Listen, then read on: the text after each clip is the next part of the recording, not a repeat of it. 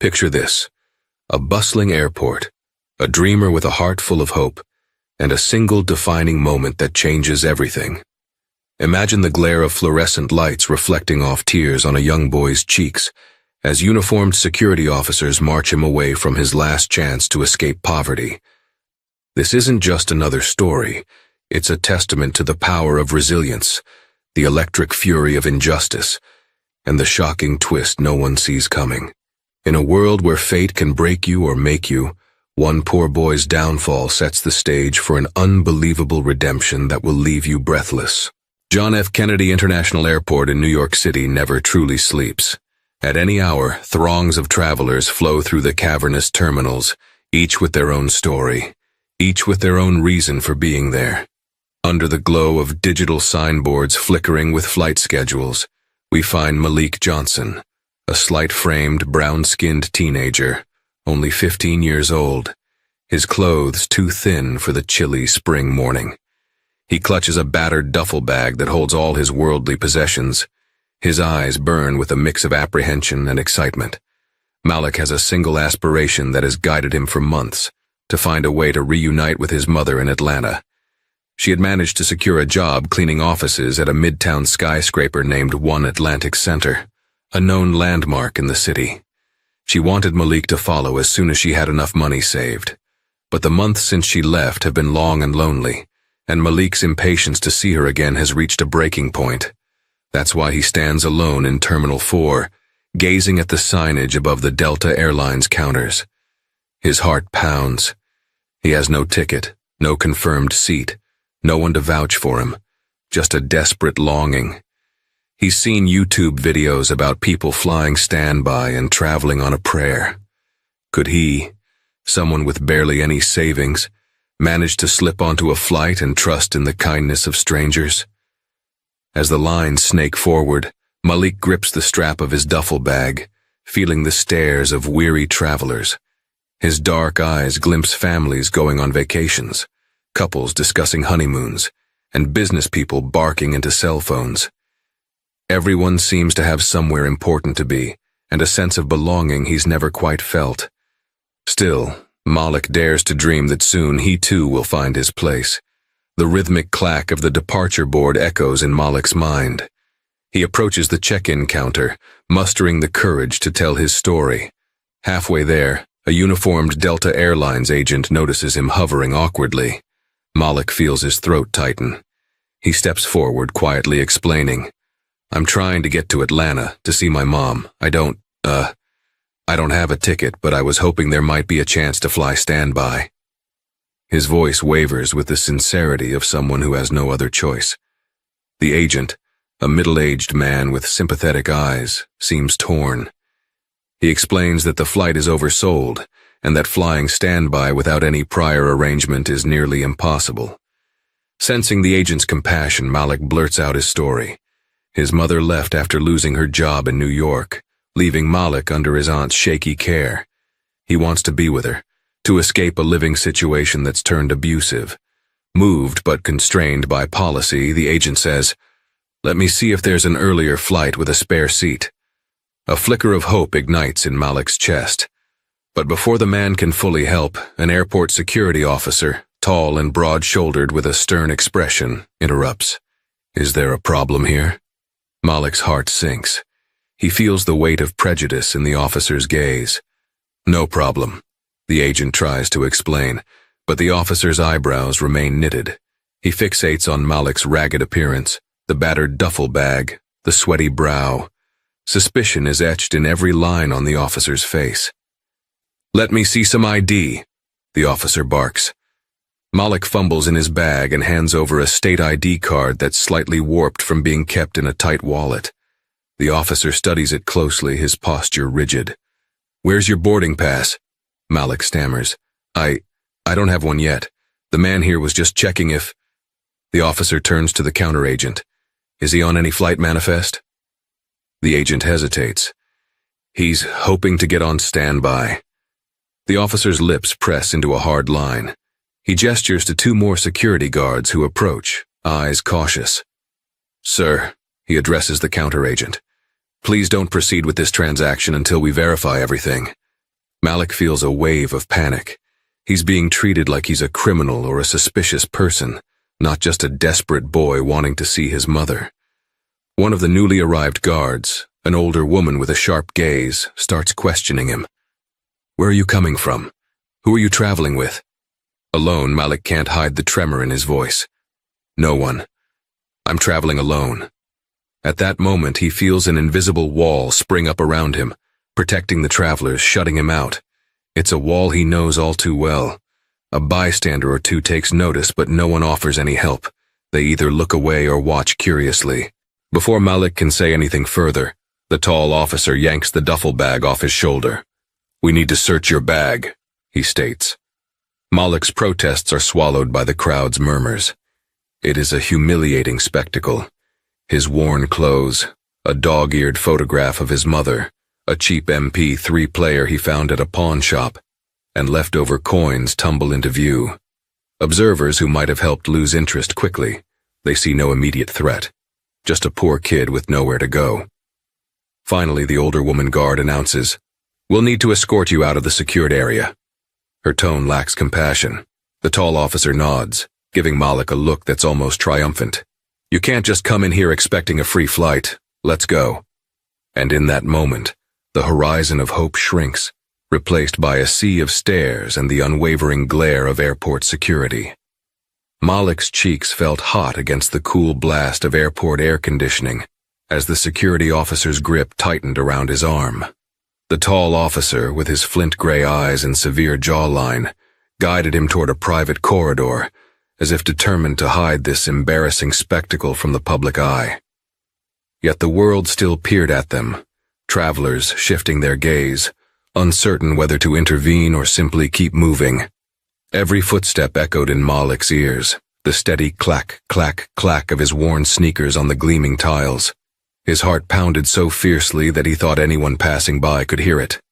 Anger brewed in him, but stronger still was an unfamiliar mix of dread and humiliation, a powerful ache in his chest that flared every time he made eye contact with someone who quickly looked away. They stopped in front of a nondescript door marked, "Authorized personnel only." The officer swiped a key card. Beyond the door stretched a narrow hallway with harsh fluorescent lights that buzzed overhead. The air smelled faintly of industrial cleaner, stale coffee, and something acrid like burnt plastic. A second officer, an older woman with tired eyes and a pinched expression, stepped out of a small side office. "Inside," she commanded, holding the door open with an air of impatience. Malik's stomach dropped. He had never been inside an airport security office before. It felt as though he were stepping into a different world, one where guilt was assumed first, and innocence was something you had to earn. The older woman pointed at a metal bench bolted to the floor. Malik sat without a word, the chipped paint of the bench digging uncomfortably into his thighs. His fingers clenched around the duffel bag strap, knuckles turning pale. The tall officer hovered over him, arms crossed. "Let's see some ID." Malik fumbled for his wallet, producing a slightly bent state-issued ID card. He handed it over, trying to steady the tremor in his hand. The officer scrutinized it for a long moment, then handed it to the older woman, who began typing details into a computer system. The clack of the keyboard keys was deafening in the hush of the room. "Where's your boarding pass?" the tall officer asked, though Malik suspected he already knew the answer. I don't have one," Malik managed. "I was trying to see if I could fly standby. His voice faltered. He had rehearsed this moment countless times in his head, imagining a polite conversation at the airline counter, a gentle soul who might help him. Never once had he pictured himself here, on this cold bench, voice wavering like a prisoner's confession. The tall officer's eyes narrowed. "Stand by without a ticket? That's not how it works, kid." The older woman picked up a walkie-talkie and mumbled something unintelligible, a string of codes and short sentences. Malik's mind whirled, struggling to catch more than a few words. Words like, "no guardian, no funds, just a kid." Though she never raised her voice, a chilling calm resonated with each clipped phrase. To her, Malik was a problem, an anomaly to be processed and filed away. A wave of shame washed over him as he noticed the battered state of his duffel bag, zippers taped up, loose threads dangling. Even the worn sneakers on his feet seemed to mock him. He felt every bit the desperate child the officer assumed him to be. Tears threatened to spill, but Malik forced them back. He refused to give them that satisfaction. "Open the bag," demanded the older woman, extending a latex-gloved hand. Malik unzipped it and watched as his few possessions were laid bare under the stark lights. A threadbare hoodie with frayed cuffs, a handheld MP3 player, scuffed and scratched, a cheap wallet with a handful of coins, a dog-eared photo of his mother smiling, her arms around him on the day of his junior high graduation. The officer's gaze lingered on the photograph for a moment. Malik couldn't decipher whether there was pity or disdain in those eyes. When she placed it aside on the desk, the photo's edges curled up like it too was in pain. The tall officer shook his head. "You're not going anywhere today." His tone was final, like a judge delivering a sentence. Malik's heart pounded. Fear ignited into anger for a moment. "I'm not a criminal," he muttered, voice shaking. "I just wanted to see my mom." For a split second, the older woman's expression softened, but then a stony mask slid back over her face. "This isn't about being a criminal, kid," she said firmly. "You don't have the necessary documentation or ticket. That's all we need to know." A surreal quiet enveloped the room while the officers returned his belongings to the duffel. It was as if each item they shoved inside was another piece of Malik's dignity they stuffed away. When they finished, the tall officer grabbed Malik's elbow, jerking him off the bench. "Come on, I'll walk you out." They led him down another corridor with the same oppressive lighting. Each door they passed was closed, its small plastic nameplate suggesting it belonged to some piece of bureaucracy. Security office, maintenance supplies, authorized personnel. Every sign told Malik, "You do not belong here." At the end of the hallway loomed a heavy double door. The older woman reached around and pushed it open, revealing the outside. Neon lights from taxi stands cut through the early morning gloom, and cold air whipped through the opening. In the distance, Malik heard the low rumble of airplanes preparing for takeoff, the very planes he'd dreamed of boarding. The tall officer all but shoved him through the doorway. Malik stumbled onto the sidewalk, the shock of concrete jarring his knees. Travelers waiting curbside paused to stare. A murmur rose in the crowd as the door slammed shut behind him with a metallic clang, and the lock clicked into place, a painful punctuation to his humiliation. For a moment, Malik just stood there on the curb, duffel hanging from his shoulders. The sweet diesel-tinged air of taxis and buses mocked the stale, clinical emptiness he still felt from the security office. It was like stepping from one reality into another, a reality where he was free yet more trapped than ever. He turned to look at the closed door. Anger, shame, and sorrow wrestled inside him. Tears pricked the back of his eyes, but he inhaled sharply, refusing to let them fall. No father at home, no money for food, no place to go. This was his life. But it wouldn't be his forever, Malik told himself. There had to be a way out. In the distance, an aircraft roared into the sky, its lights winking against the dark gray clouds. Malik gripped the strap of his duffel so hard his fingers tingled. Someday, he promised himself. Someday, I'm going to be the one on that plane.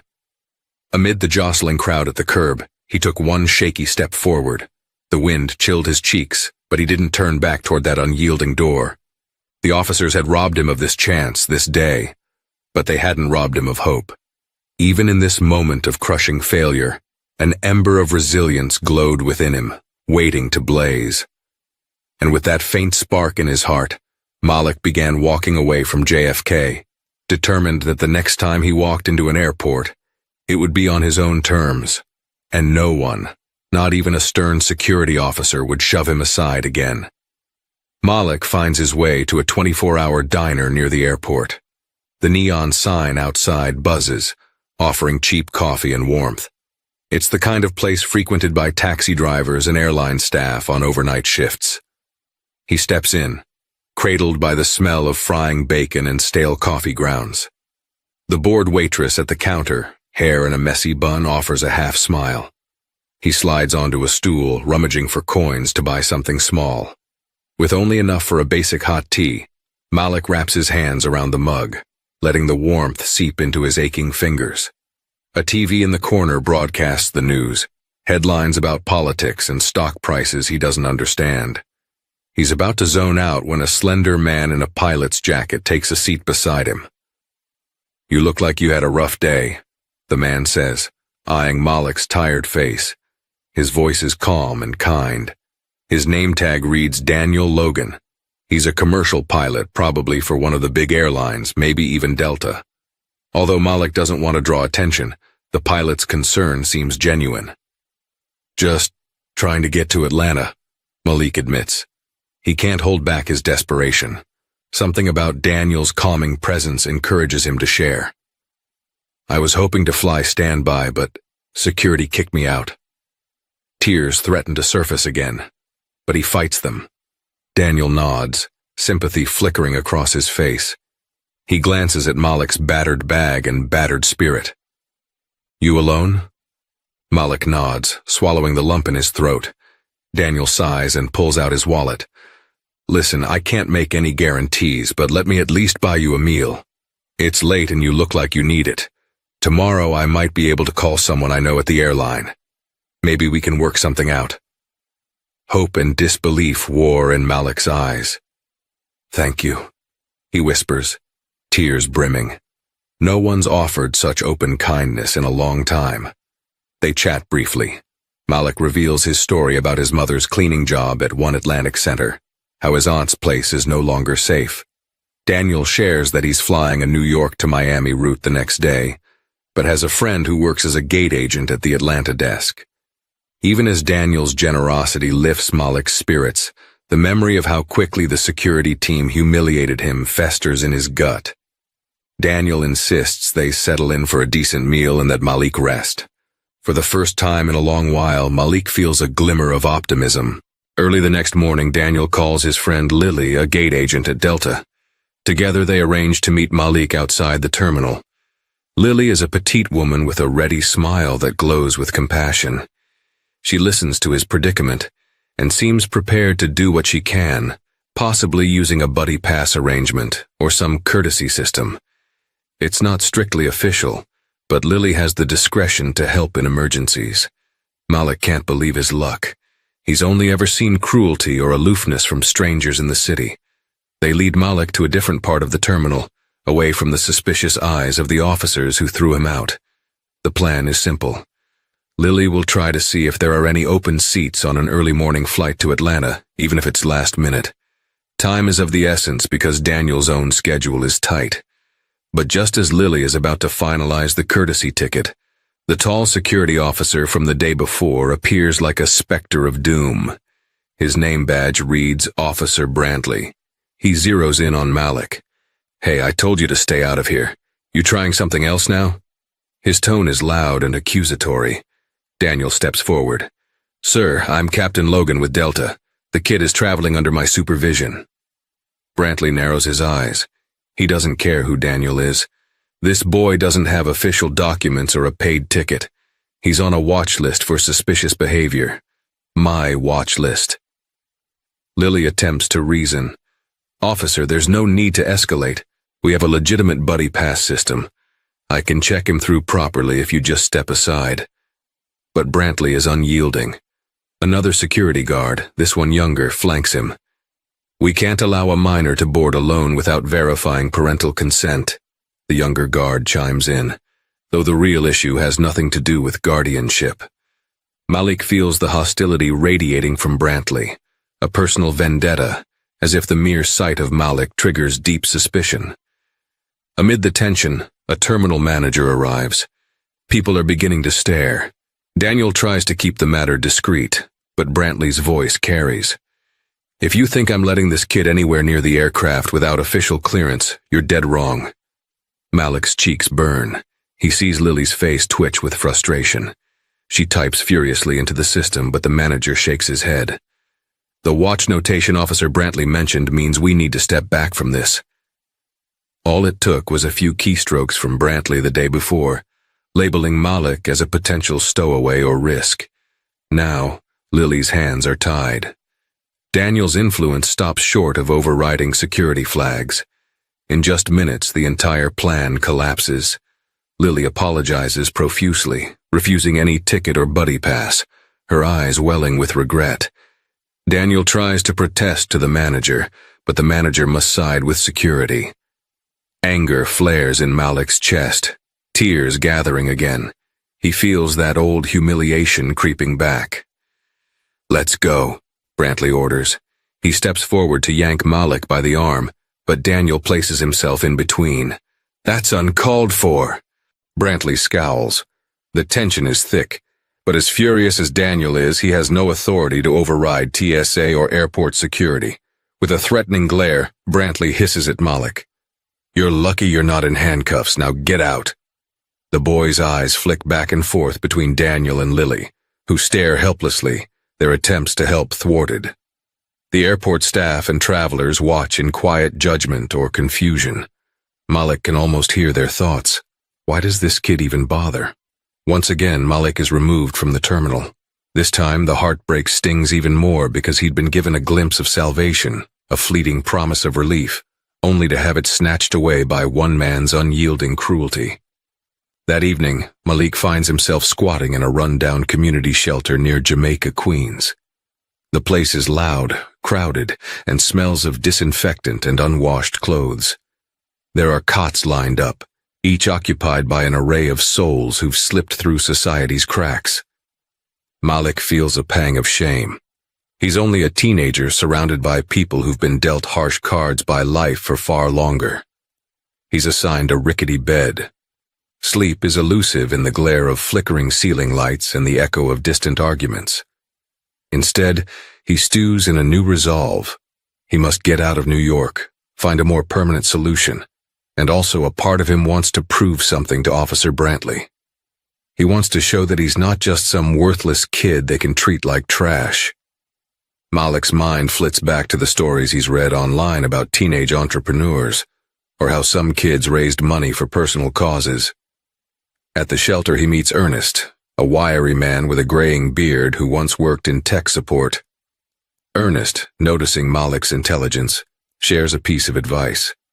"You have a phone with internet, right? Start learning something that can earn you money, man. You ain't gotta be stuck."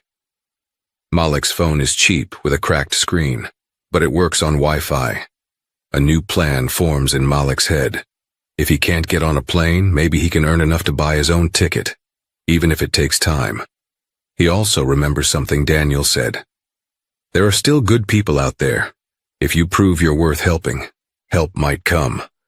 Malik is about to learn that sometimes the greatest seeds of transformation are planted in the darkest soil. Days stretch into weeks. Malik remains in the shelter, saving every penny he can. He watches free coding tutorials on YouTube, absorbing them like a sponge. He hears about gig economy apps and remote freelance opportunities. He devours knowledge about building simple websites, marketing, and even tries small odd jobs posted online. Ernest becomes a mentor of sorts. Late at night, they sit in a corner of the shelter's common room, the flicker of neon from the street lamp shining on Malik's phone. Ernest guides him through spreadsheets, budgeting, and ways to pitch small services like setting up WordPress sites for local businesses. Malik's hunger for knowledge is intense. He has a single-minded goal: earn a plane ticket, get to his mother, and be free of humiliations. And then, in a stroke of luck, a local corner store owner needs help setting up an online ordering page. With Ernest's guidance, Malik charges a modest fee. He works tirelessly, eyes glued to the phone's screen. The site goes live, and the owner happily pays. Malik's confidence soars. Every success feels like a step away from that humiliating day at the airport. Meanwhile, though, every time Malik thinks of Officer Brantley, a knot forms in his stomach. It's not just about being kicked out. It's about the man's raw prejudice, his undisguised contempt for a poor black kid daring to dream. Malik funnels that anger into ambition, determined to rise above the label that Brantley slapped on him. As the weeks pass, Malik's fledgling digital hustle attracts modest attention. Word spreads among local small businesses that there's a teenage whiz who can set up basic websites at a bargain. Ernest helps him open a free bank account at a local credit union, so Malik doesn't need to keep risky cash in his duffel bag. One evening, while he's hunched over at a library computer coding a new site, a gentle tap on his shoulder startles him. He turns to see a tall woman in her 40s with a warm smile. "I'm Angela Brooks," she says softly, introducing herself as a program coordinator for a youth entrepreneurship nonprofit. She's heard about Malik from the corner store owner. Angela invites him to a small networking event for young innovators, promising it could lead to bigger opportunities. Though nervous, Malik attends. It's held at a church basement where a handful of teens present business ideas. Some have small clothing lines, others design apps. Malik meets them with cautious curiosity. Though they come from different backgrounds, many share the same grit and determination. By the end of the night, Angela stands before them with an announcement. "Our nonprofit has a partnership with Harlem Capital. They offer micro-grants to underrepresented youth entrepreneurs. If any of you have a viable plan, they might fund it." Malik's heart thunders. Could he, a homeless teen, secure funding to grow his digital hustle? It seems like a distant dream. But Angela encourages him, saying, "Don't underestimate yourself. You've proven resourcefulness, that's half the battle." And so, with Ernest's guidance, Malik crafts a proposal. He details how he can help small, minority-owned businesses develop an online presence, from website creation to basic e-commerce. This is no pipe dream. He has already done it on a small scale. Now he's seeking funds for better equipment and training so he can provide more professional services. Weeks pass, and just as Malik starts to think it's a lost cause, he receives an email. "Congratulations, your project has been selected for a micro-grant from Harlem Capital. Please contact us to finalize the details." Malik's jubilant yell echoes through the shelter's hallway. Residents peek out of their rooms, amused. Ernest bear hugs him, tears glistening in the old man's eyes. For once, destiny has smiled on Malik, and he's about to embark on a journey no one saw coming. With micro-grant money in hand, Malik upgrades from his battered phone to a second-hand laptop. His hustle scales up quickly. He's able to design websites with greater efficiency, attend client meetings, and even set up a small desk in the shelter's volunteer office. Each project sees him pushing his boundaries, learning about marketing strategies, social media integration, and payment gateways. Angela introduces him to potential clients, and soon Malik finds himself juggling multiple commissions. Every dollar he earns, he divides into portions: living expenses, future flight ticket, and a secret stash for something else. He's not sure what yet, but he knows he wants to do more than just escape. Despite the progress, Malik can't shake the longing to see his mother. He calls her whenever he can. She explains how her cleaning job in One Atlantic Center is punishing but pays the bills. She's trying to save enough for an apartment that can house them both. But it's slow going. Malik wants to fix everything for her. He believes he's on the cusp of doing so. Then, on a brisk afternoon, Daniel, the pilot who first tried to help Malik, suddenly reappears in his life. Daniel had been away on international flights, but never forgot the distressed teenager. Through a mutual acquaintance, he learns about Malik's entrepreneurial strides and visits the shelter to see if it's true. When he finds Malik there with a laptop, busily editing a website for a Jamaican restaurant in Queens, Daniel's face lights up in pure admiration. "Kid, I'm so proud of you," he breathes. "You've turned that heartbreak into something remarkable." He invites Malik for coffee at the same diner they first met in. Over a hot drink, Daniel proposes an idea. "My wife runs a PR firm that often needs small website adjustments. Maybe we can send some freelance work your way." Malik's jaw drops. This could be a steady influx of projects, a step closer to a real future. The conversation meanders toward Malik's flight plans. He confides in Daniel that he's nearly saved enough to purchase a one-way ticket to Atlanta. The bitterness of what Officer Brantley did still stings, but Malik can't wait to finally hold a legitimate boarding pass. I want to see that man's face when I walk through security with a paid ticket and all the right documents, Malik says, though a note of pain underlies the bravado. Daniel nods gravely. You have every right to be upset, but let's focus on the bright side. This time you won't need a favor or a buddy pass. You'll do it on your own terms. 2 months later, Malik stands in front of a self-check-in kiosk at JFK Airport's Terminal 4, again. But everything is different this time. He's wearing clothes that fit him well, purchased from his own earnings. He has a valid, paid ticket for Delta Flight 1923 to Atlanta, departing at 9:45 a.m. The kiosk prints his boarding pass with a satisfying hum. He almost can't believe his eyes as he reads his name on the stub, Malik Johnson. His ID is in order, and he even has a letter of permission from his mother for him to travel as an unaccompanied minor, though he's nearing 16. He steps into the security line, heart pounding with anticipation. He hopes no praise that Officer Brantley isn't on duty.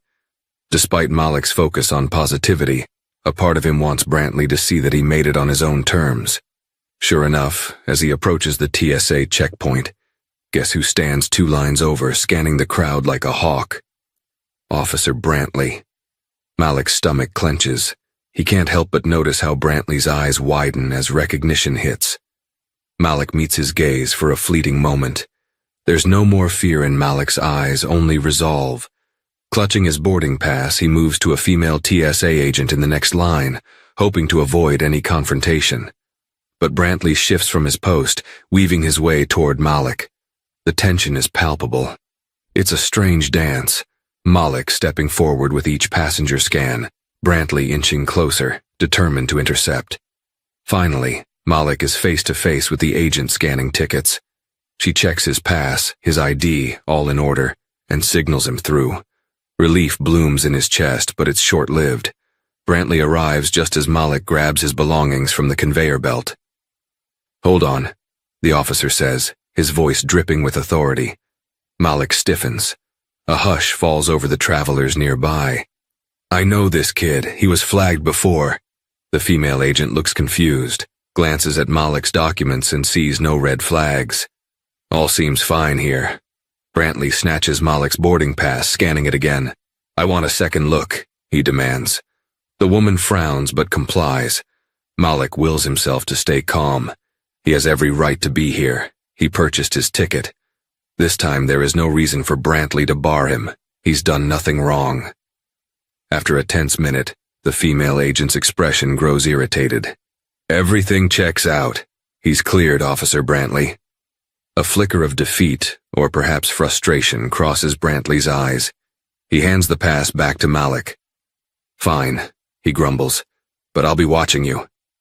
Malik steels himself and musters a tiny, respectful nod. He won't give Brantley the satisfaction of seeing him rattle. Then, with a final glance over his shoulder, Malik strides into the terminal. The roar of airplanes in the distance energizes him. He thinks of his mother waiting in Atlanta, and of the unstoppable wave of possibility that now powers him forward. Malik's heart thumps as he boards the plane. The narrow aisle, the row numbers, the overhead bins. It's all new to him, yet it feels like stepping onto a stage he's been dreaming about for years. He settles into his seat by the window. After takeoff, he presses his forehead against the cool glass, watching the sprawl of New York shrink beneath the clouds. He arrives in Atlanta to his mother's tearful embrace. She's thinner than he remembers, her hair streaked with new strands of gray. But her love is unwavering as she crushes him in a hug. They travel by bus to the small basement apartment she rents from an elderly landlord who was kind enough not to ask for a massive security deposit. It's cramped, a single room with a makeshift kitchenette and a bathroom that doubles as a closet. But to Malik, it's home. A home with his mother, no longer thousands of miles away. Within days, Malik searches for a stable place to continue his online business. He invests in a better phone, sets up a small table in a corner of the apartment, and reconnects with Ernest via email to show gratitude and share updates. He even calls Angela, who encourages him to keep building his client list. Soon, word spreads in Atlanta communities about a teen web developer offering affordable services.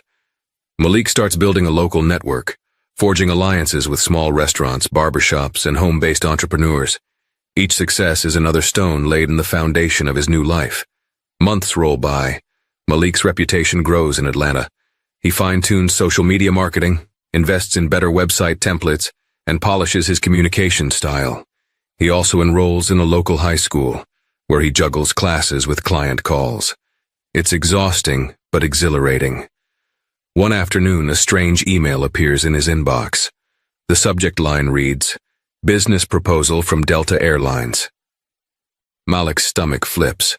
Could it be a scam? Curiosity compels him to open it. The sender, a representative in the marketing department, says they've heard about Malik's web development from a local vendor who recommended him. They're running a new community outreach program aimed at minority entrepreneurs. The email invites Malik to submit a proposal to develop a small microsite for a local philanthropic initiative sponsored by Delta. At first, Malik is convinced it's a setup, maybe a cruel joke. But the contact information and phone number check out. Torn between suspicion and ambition, he calls them. To his surprise, it's genuine. The airline is launching a program to sponsor educational and workforce development projects in underprivileged areas. They need an affordable digital platform that can connect volunteers, donors, and students. Delta Airlines, the same brand he once associated with heartbreak and humiliation, now wants to pay him for his expertise. The irony is staggering. After a moment's hesitation, Malik decides to seize the opportunity, determined to prove his worth in a realm far above petty revenge. That said, part of him revels in the cosmic joke. The airline that once turned him away now knocks on his door. In a swirl of hope and anxiety, Malik commences the project for Delta's local philanthropic arm. He meets with a manager named Rosa at their Midtown offices. She's kind, impressed by Malik's portfolio. Together, they outline the site features. It's not an enormous job, but it's high profile and well-funded. Malik dives into the work with laser focus. He sees the bigger picture. If he delivers excellence here, it could lead to more contracts not just with Delta, but with other large organizations. He envisions providing for his mother, moving into a better apartment, and possibly paying for her to study or train for a better job. 2 months into the project, Rosa invites Malik to a lunch meeting with the higher-ups. They want to discuss potential expansions to the site. Nervous but excited, Malik arrives at Delta's headquarters near Hartsfield-Jackson Atlanta International Airport. The glass-walled lobby exudes corporate polish. He tries not to let the environment intimidate him. The meeting is in a sleek conference room overlooking a runway where planes take off and land with rhythmic grace. Executives shuffle in, greeting Malik with polite smiles. Then, in walks the last person Malik expects to see in a corporate boardroom, Officer Brantley, the same man from JFK. For a split second, Malik's mind reels. What is Brantley doing here in a business suit? It turns out Brantley isn't just an airport security officer. He was also an off-duty law enforcement contractor who sometimes consulted for airline security divisions on corporate security measures. He's here to give a briefing on new airport safety protocols to the Delta team. When he notices Malik, confusion and recognition collide in his eyes. Their gazes lock across the conference table. Malik's heart hammers, fear and righteous indignation swirling within him. But the corporate environment changes the dynamic. Brantley's cocky smirk is replaced by a flicker of uncertainty. Here, Malik isn't a defenseless teenage vagrant. He's a professional, an invited developer seated among corporate executives. As presentations commence, Brantley stumbles through his slides. His usual commanding tone falters whenever his eyes drift to Malik. The memory of kicking Malik out, mocking him, and blocking him from traveling flashes in Brantley's mind. He sees a well-dressed young man flipping through sophisticated website mock-ups. The tension is palpable. After the corporate presentations, the group disperses for lunch in an adjacent dining area. Rosa, beaming, introduces Malik to various department heads. Eventually, Malik steps away to retrieve a soda at the buffet station. That's when Brantley approaches, an uneasy expression on his face. What? How? So you're working for Delta now? Brantley's words are stiff, lacking the condescension he once displayed. Malik turns to face him. The old anger threatens to bubble up, but he reins it in. I'm a freelance developer hired by Delta's philanthropic initiative. I have my own small business. Brantley clears his throat. Look, I didn't know your situation back then. Sure you didn't, Malik replies evenly, refusing to bail him out. Brantley fumbles for words. You seemed suspicious. I was doing my job. Malik meets his eyes. Was it your job to treat me like a criminal instead of a kid who just wanted to see his mother? The question hangs in the air, heavy with unspoken truths. Brantley's face flushes. He wants to respond, to justify his actions, but he finds no easy words. The old stereotypes that fueled his aggression, the dismissiveness in his behavior. None can be explained away in this refined setting where Malik stands as proof of success against all odds. Look, Brantley finally musters. I'm sorry, all right? I could have handled it differently. His voice is barely audible, laced with an undercurrent of regret. Airport security can't be lenient. We see threats everywhere. Malik cuts him off softly. I understand fear and caution, but I hope you learned that appearances can be deceiving. You nearly destroyed my chance at a better life. His voice doesn't waver. It's calm but firm. Brantley stands there, words failing him. Malik can see the conflict on his face. Pride, shame, confusion. But as far as Malik is concerned, the conversation is over. There's no closure he needs from this man. He's no longer the boy kneeling on the floor, belongings scattered at an airport checkpoint. He's a business owner. He's unstoppable. Word of Malik's expertise travels quickly through Delta's philanthropic circles. In a matter of months, Malik finalizes the microsite, and the airline's leadership is impressed enough to invite him to speak at a youth tech conference they're sponsoring, in partnership with local high schools. The event aims to inspire students from underprivileged backgrounds to pursue STEM careers. Rosa urges Malik to share his story, tastefully omitting the humiliating details about Brantley, but highlighting his journey from adversity to entrepreneurship. At first, Malik is reluctant. Public speaking terrifies him. But Daniel, the pilot who first showed him kindness, calls him, Kid, the world needs your story. Think of how many other Maliks are out there, doubting if they can rise from their situations. Encouraged, Malik agrees. On a bright Saturday morning, he takes the stage at the Georgia World Congress Center, facing an audience of hundreds of students, teachers, and community leaders.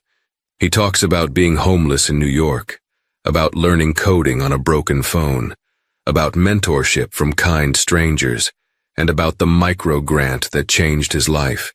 He shares how adversity sharpened his drive and how he transformed desperation into opportunity. The crowd is spellbound. Dozens of students approach him afterward seeking advice, proclaiming that his story changed how they see their own challenges. A local news reporter present to cover the conference interviews Malik, calling him a rising star in youth entrepreneurship. That evening, his story airs on a local news channel. By the next day, it appears in an online article. In a single weekend, Malik's name surges through social media, and he receives a flurry of new clients and supporters. Amid the glow of newfound attention, something else brews in the background. Unbeknownst to Malik, a traveler records a video snippet months prior. Officer Brantley berating a young black teen at JFK, roughly searching his bag, forcibly escorting him out. That traveler had recognized the injustice and posted it anonymously on a forum. Now, in the wake of Malik's viral story, that old footage surfaces online, recontextualized. This is how they treated the same teen who's now hailed as an entrepreneurial prodigy. The video goes viral. Activists and community leaders latch onto it, outraged at the discrepancy between how Malik is now celebrated and how he was once demeaned. Journalists reach out to Malik for comment, and he's caught off guard. He doesn't want to reignite negative emotions or target Brantley personally. But the public outcry grows. People demand accountability from TSA and from local airport authorities. The next day, a string of articles appear. TSA officer targets homeless black teen. Now teen emerges as tech innovator. Social media erupts in condemnation of Brantley's actions, calling for an investigation into potential racial profiling. Malik tries to keep his distance, focusing on his work, but the waves of public discourse are unstoppable.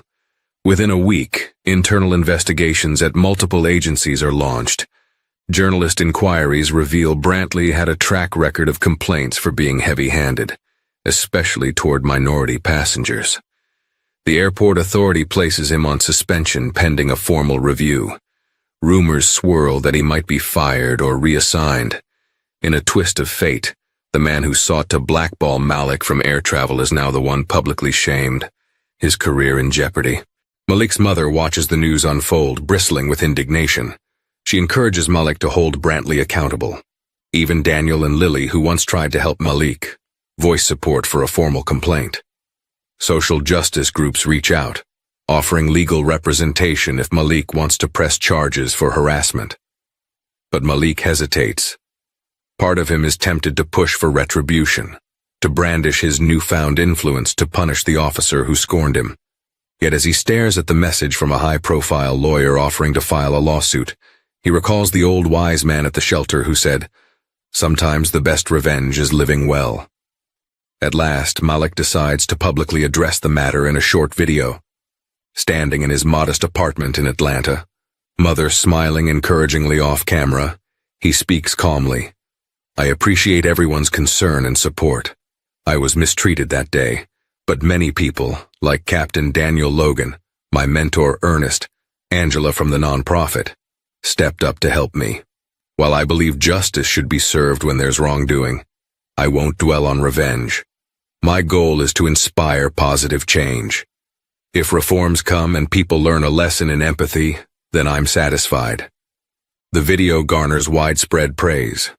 By choosing empathy over hostility, Malik cements his image as a resilient, forward-looking young leader.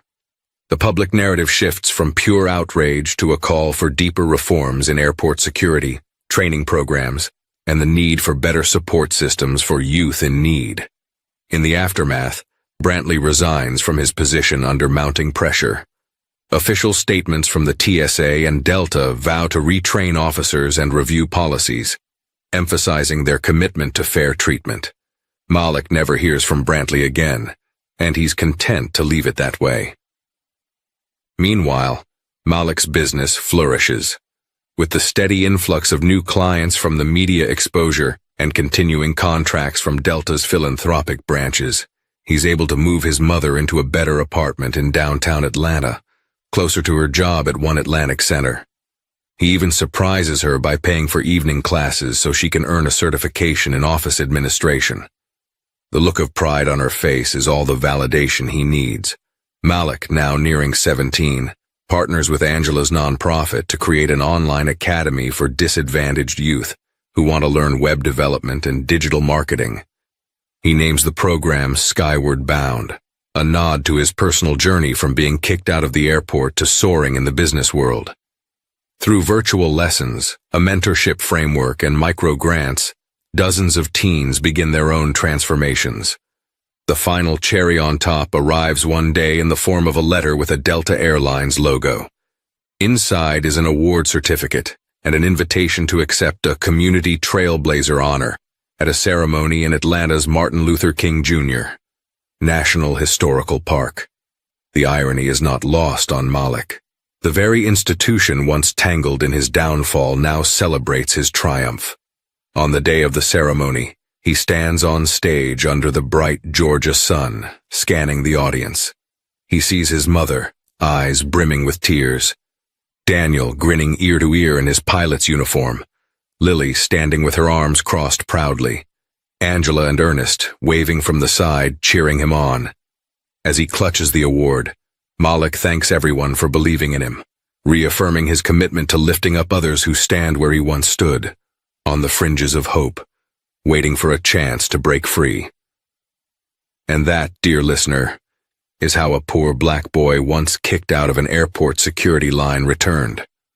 This time with something truly unbelievable: success, dignity, and an unstoppable resolve to change the world for the better. And so, Malik's journey didn't just end with a boarding pass. He rewrote the flight plan of his life. From the depths of despair to triumphant heights, he demonstrated that grit and opportunity can outshine prejudice. He refused to be labeled, refused to be limited, and instead channeled every rejection into fuel for his dreams. His story reminds us that empathy can break barriers, that justice can find its way, and that true success includes lifting others along the way. If Malik's transformation has sparked a flame in your heart, don't let it fade. Help share his message. Spread hope to someone who needs it. Stand up for the voiceless. Comment your thoughts. Share this story with a friend who might need encouragement. And most of all, subscribe to this channel for more empowering stories that prove, when the world says no, you have the power to say yes.